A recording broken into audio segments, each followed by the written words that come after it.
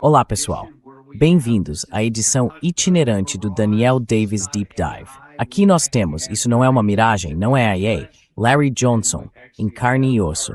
E também temos nosso amigo Jim Webb, igualmente em carne e osso. Estamos no 1776 Law Center. Se vocês estão se perguntando por que há tanto barulho ambiente ao fundo, é porque foi aqui que esses caras estiveram no palco. Uau, uma sala lotada de público. É realmente incrível. Vou compartilhar algumas fotos com vocês mais tarde. Mas, já que estamos com ele aqui, e embora normalmente não transmitamos num domingo, muita coisa tem acontecido.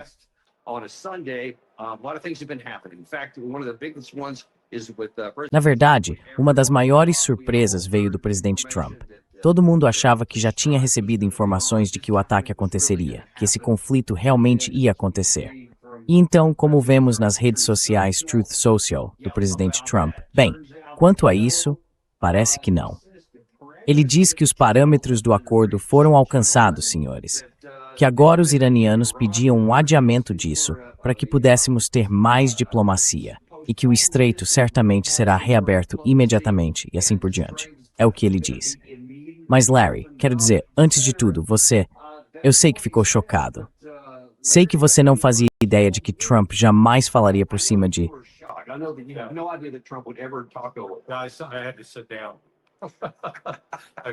Tive que me sentar. Foi perto do meu sofá de desmaio. Mas enfim, veja, as negociações entre os Estados Unidos e o Irã estão travadas porque os Estados Unidos querem negociar a questão nuclear antes de qualquer outra coisa. O Irã disse, de jeito nenhum. Então você pode escolher. A posição do Irã é a seguinte. Primeiro, Israel tem que sair do sul do Líbano. Nós vamos manter o controle do Estreito de Hormuz. Vocês têm que suspender o bloqueio e as sanções. E tem que descongelar os ativos. Foi isso que vocês assinaram, o memorando de acordo. Se fizerem isso, estarão nas conversas. Então, até agora, esse impasse não foi desfeito. Agora, o que levou Trump a fazer essa reviravolta dupla, tripla, com giro para trás? Parece que ele está nas Olimpíadas, cara. Esse tipo de habilidade.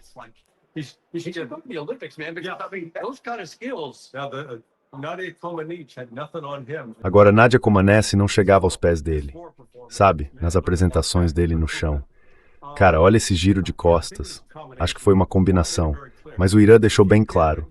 Se vocês atingirem alguma das nossas instalações de energia, se atingirem alguma das nossas usinas nucleares, vamos destruir todas as usinas de energia no Golfo e vamos tirar Israel de cena. E eles podem fazer isso. É que, sabe, apesar de toda essa conversa dura e bombástica, o que aconteceu foi que todo o sistema de defesa aérea antimísseis Patriot THAAD falhou. E mesmo que estivesse plenamente operacional, como Ted Postal explicou de forma muito específica no seu programa, a taxa de interceptação seria de menos de 10%. Então isso é um problema. Israel praticamente não tem defesa aérea. Então acho que alguém finalmente entendeu e disse, se vocês fizerem isso, vai ficar feio.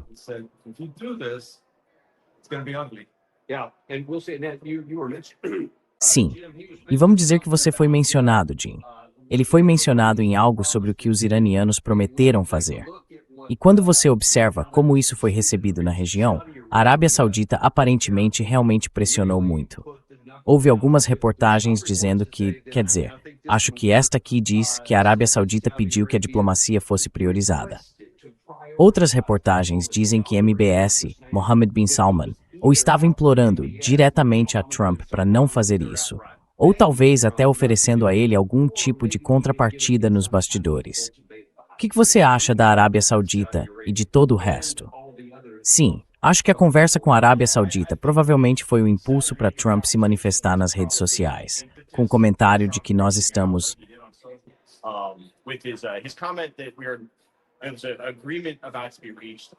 Há um acordo prestes a ser fechado. Acho que isso é promissor. Acho que ele está tentando sinalizar isso aos iranianos, que talvez queira conversar, porque os iranianos disseram categoricamente que não vão conversar conosco. Mas quer dizer, preciso dizer que sou meio grato que alguém finalmente tenha conseguido chegar ao Trump, mesmo que isso prejudique a reputação dele e tudo mais. Mas acho que eles entrarem e possivelmente mostrarem a Trump a dimensão da destruição que poderia acontecer e o quanto isso faria retroceder todos nos dois países que tentamos apoiar por tanto tempo para servirem de contrapeso ao Irã, talvez finalmente tenha feito ele entender.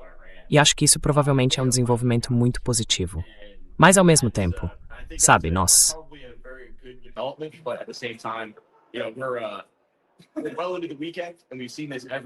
já estamos bem avançados no fim de semana e vemos isso toda semana.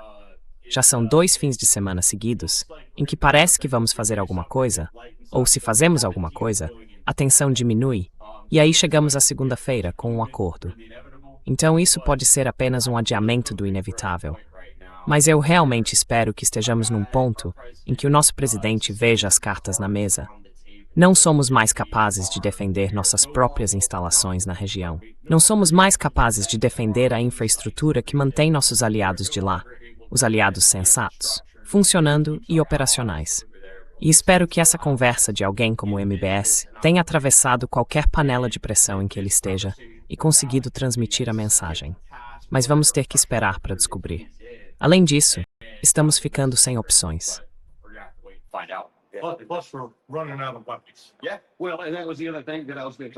Sim, bem, e essa era outra coisa sobre a qual eu ia falar, porque, quer dizer, isso está vindo aí. Foi o que dissemos sobre... Vejamos, isso foi supostamente no fim de semana passado, quando o vice-presidente e o presidente do Estado-Maior Conjunto disseram: "Ei, não temos interceptadores suficientes." Ótimo. E aí, nesta semana, o comandante europeu veio a público e disse: "Não temos recursos navais suficientes para proteger tanto os Estados Unidos quanto Israel." E assim por diante. Isso não mudou e não vai mudar no futuro próximo. Então isso vai ser apenas um adiamento do inevitável? Vamos começar com você, Jim. Ou vai ser algo como: "Ei, finalmente reconhecemos que não conseguimos fazer isso." E então a pergunta vai ser, e vou perguntar isso separadamente: e agora? Então primeiro com você.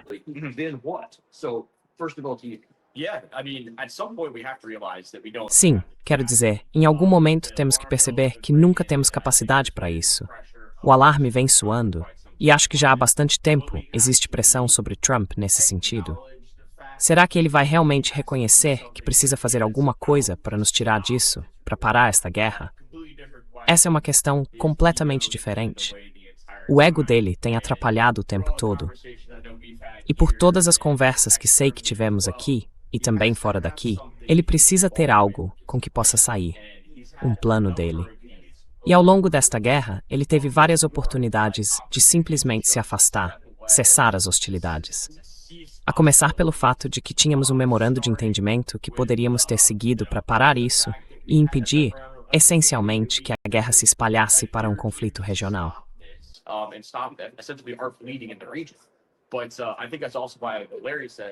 Mas acho que é também por isso que Larry disse que a questão nuclear precisa ser resolvida para o Trump. Ele quer isso como uma vitória. Mas a ironia é que há mais de um ano, eles também vêm sinalizando que o programa nuclear já não era mais uma questão. A ameaça tinha sido destruída, com vários comentários do tipo: "Nós eliminamos as instalações deles no ano passado, em um ataque. Então não sei como ele consegue fazer isso. Mas espero. É uma esperança pessoal minha, que ele possa declarar que o Irã não é mais uma ameaça e simplesmente nos retirar da região. Sim, o plano de ir embora."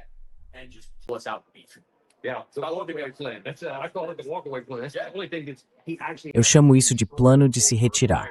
É a única coisa que ele realmente controla. Ele não precisa se preocupar com negociações, nem nada disso. Vamos ver se ele faz isso. Larry, de qualquer forma, o problema maior para Trump é Israel. Agora, a informação que circula na mídia nesta manhã é que Netanyahu não disse nada em público porque está furioso, segundo a mídia israelense. Ele está dizendo: "Quem é esse cara? Eu não sei o que está acontecendo. Não sei com o que ele concorda, com o que não concorda, o que ele vai mudar, ou algo assim." E agora acho que essas coisas estão conectadas. Lembre-se, o presidente Trump acabou de dizer há poucos dias: "Ei, temos esse acordo com o Hamas para paz e todo esse tipo de coisa." Nesta manhã, Israel está atacando o Hamas na faixa de Gaza. É como se não tivéssemos concordado com nada. Então, o presidente Trump está meio que exposto agora. Mas ninguém está ouvindo ele neste momento.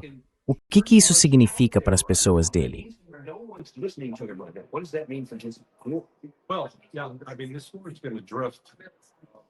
Bem, quero dizer, essa guerra vai se arrastar. Vai precisar ser resolvida pelo lado econômico.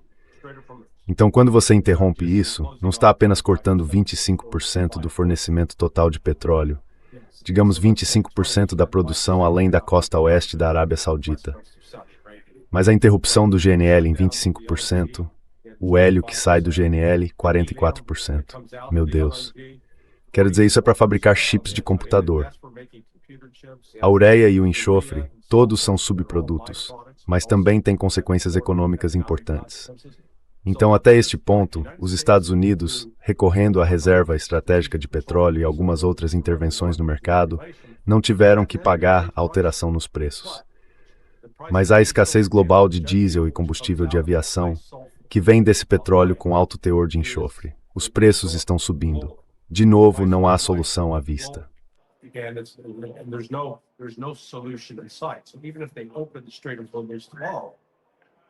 Então, mesmo que abram o Estreito de Hormuz amanhã, isso não vai estar resolvido até dezembro.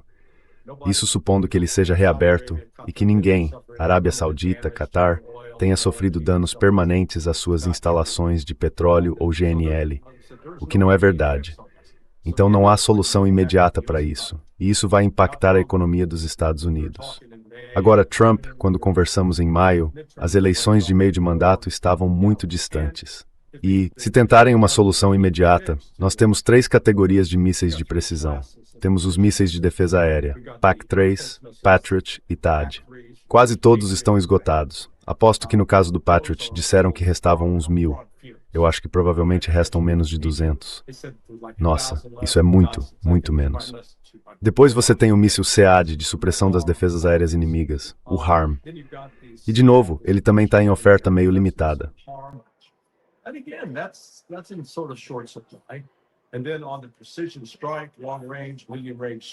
E então, sobre ataques de precisão de longo e médio alcance, você tem os Tomahawk, os JASSM, os ATAC-MS.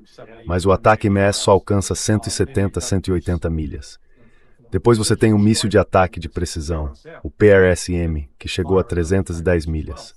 Bom, o único problema é o seguinte, a Lockheed Martin produziu 56 deles no ano passado, certo?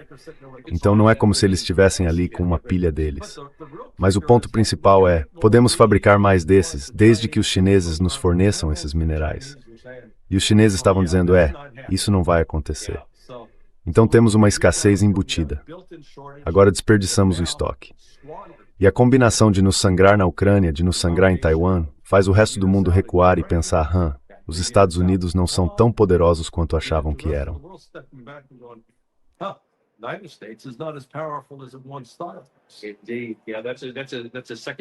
De fato. Sim, essa é uma consequência secundária de tudo isso. Deixe-me perguntar a você, Jim, sobre o aspecto político. Certo. Então, de acordo com informações que recebi esta manhã, e que já estão circulando mais uma vez por causa da declaração do presidente Trump, a expectativa é que quando o mercado de petróleo abrir hoje, às 6 horas, haverá uma queda significativa. Certo. Os preços vão cair. Certo. Mesmo que o estreito continue fechado, porque nada mudou nesse sentido. O lado iraniano, aliás, acho que até recebi uma ligação sobre isso. O lado iraniano disse que o Estreito de Hormuz vai continuar fechado.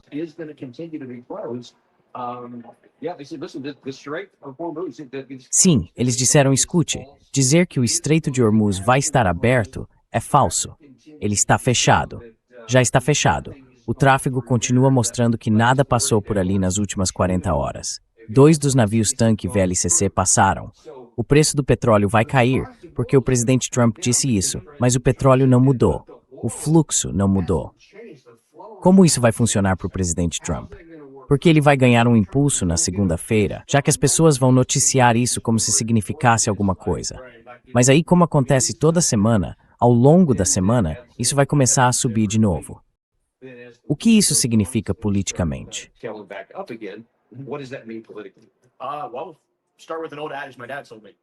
Bem, vou começar com um velho ditado que meu pai me dizia. Notícia ruim nunca melhora com o tempo. E o que o Larry descreveu, com o acúmulo de remessas de petróleo afetando tudo até dezembro, é um problema que continua crescendo. E se você observar o preço do petróleo nos últimos meses, ele está numa espécie de onda senoidal ascendente. Toda vez que isso acontece, o preço volta a cair para um nível administrável. Mas poucos dias depois da próxima rodada de ataques, ele volta a subir para um patamar alto em torno de $4 por galão e não vai sair disso. E acho que o que eles estão tentando fazer é surfar essa onda até o ponto em que vem forçando deliberadamente a reação do Irã. Sim, eles estão apostando, e não é uma boa situação. Mas, cada vez mais, vou falar claramente. Isso parece idiota. Ah, certo. Espera.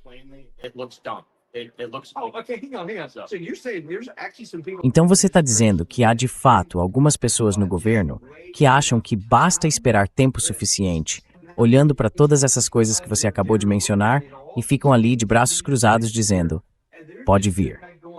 Porque como eles disseram, podemos fazer isso o dia todo. É a única abordagem discernível que realmente faz algum sentido. Se você fizer com que eles esgotem seu estoque e eles não conseguirem repor, porque nós podemos continuar atingindo esse estoque, então em algum momento eles não terão mais condições de lutar. Mas o irônico é que estamos muito longe disso. Muito longe disso. E não temos mais capacidade de impedi-los de atingir alvos por toda a região. Então, é uma decisão horrível. Mas em algum momento, alguém precisa perceber que isso não está funcionando, certo? E eu espero, como eu disse antes, que o MBS tenha sido o cara que entrou e disse ao Trump: escuta, cara, se você continuar fazendo isso, se continuar tentando surfar essa onda, eventualmente, toda a nossa infraestrutura vai desaparecer e todo o Golfo vai estar pedindo paz a você ou vai virar contra você.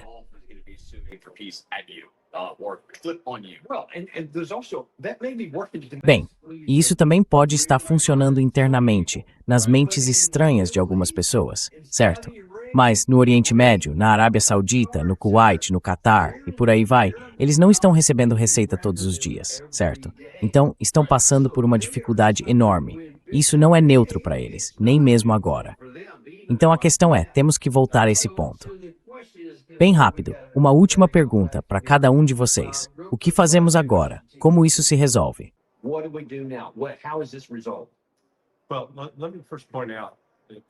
Bem, deixe-me primeiro destacar uma coisa.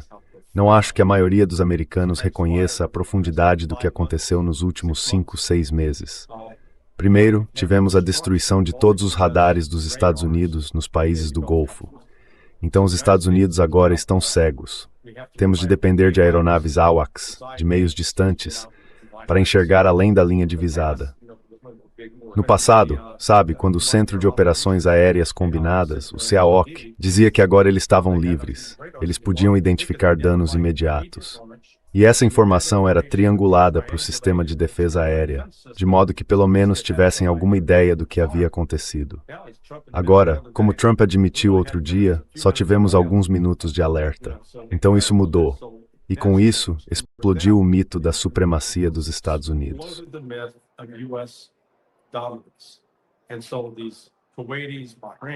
Então esses kuwaitianos, bahreinitas, sauditas, catarianos e emiradenses, todo mundo que apostou nos Estados Unidos, eles diziam que os Estados Unidos davam cobertura para eles, e agora estão no meio de uma guerra, procurando os Estados Unidos para irem à guerra em nome deles. Então, sabe, o Irã colocou vocês numa situação muito ruim. E com essa competição, sabe, eu realmente acho que uma das causas dessa guerra é a tentativa do Ocidente de tentar destruir a América, de destruir novas alianças econômicas. E o que essa guerra demonstrou, de forma 100% clara e repetida, é que China e Rússia são os grandes atores agora. E os outros países do mundo estão começando a olhar para isso e a levar isso em conta.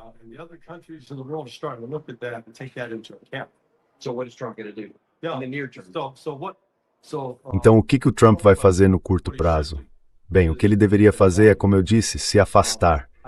Acho que ele vai continuar com essa morte por 1000 cortes de papel. Eles serão incapazes de tomar uma decisão até que a crise seja imposta a eles. Então acho que vamos seguir assim por pelo menos mais 2 ou 3 meses. Sabe, o ataque vem a qualquer dia agora. Fiquem atentos. Além disso, quando você fica dizendo, Daniel, vou te dar um soco no nariz, se prepara, cara. Vou te dar um soco, sabe? Assim que ele me vir fazendo assim, vai me nocautear. E é esse o nível do absurdo nos Estados Unidos.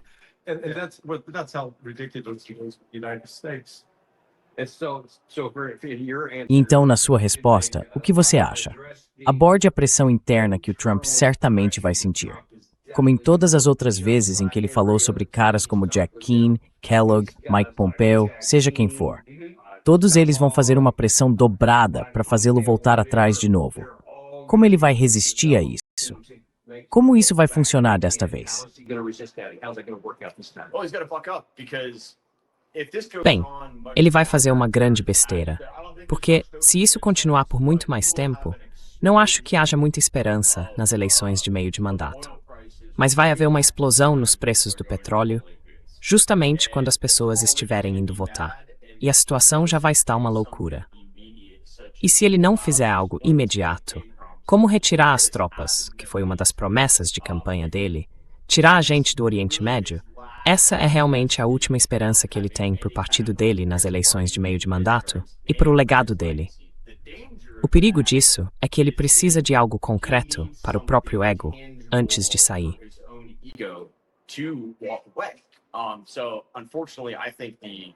Então, infelizmente, acho que o curso de ação mais provável é exatamente o que foi discutido aqui. Uma espécie de impasse. De vez em quando, vamos lá e explodimos alguma coisa, só para demonstrar força. E corremos o risco de, como resultado disso, incendiar a região inteira. Porque o mais natural para ele fazer, se você olhar para o histórico de todas as outras guerras em que estivemos nos últimos 20 anos, é empurrar o problema para o próximo governo. Você tem que fazer disso o problema de outra pessoa. Exatamente.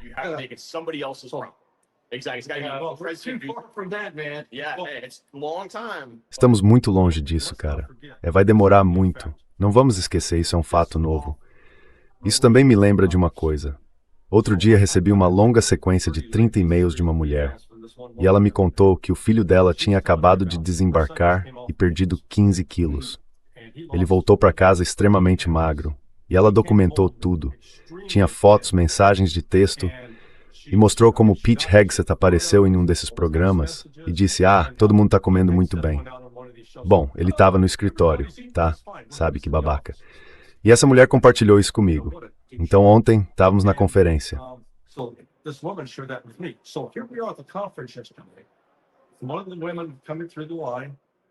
Uma das mulheres que passava pela fila mencionou de passagem, sim, meu filho acabou de voltar de uma missão e sabe, ele estava em uma das meus. Eu tive que perguntar a ela. Eu disse, ele falou alguma coisa sobre a comida? E ela respondeu, nossa, deixa eu te contar. Ela puxou uma foto e disse, olha, eu tenho 2 Rottweilers, eu dou ovo cru e carne crua para eles. Nossa, isso é coisa que eu não daria nem para os meus cachorros. Nossa, ela me mostrou uma foto do filho e o tanto de peso que ele perdeu. Então esses fuzileiros navais foram maltratados e o comando deles não está cuidando deles. Há uma falha dentro do sistema militar dos Estados Unidos. E isso está afetando o moral.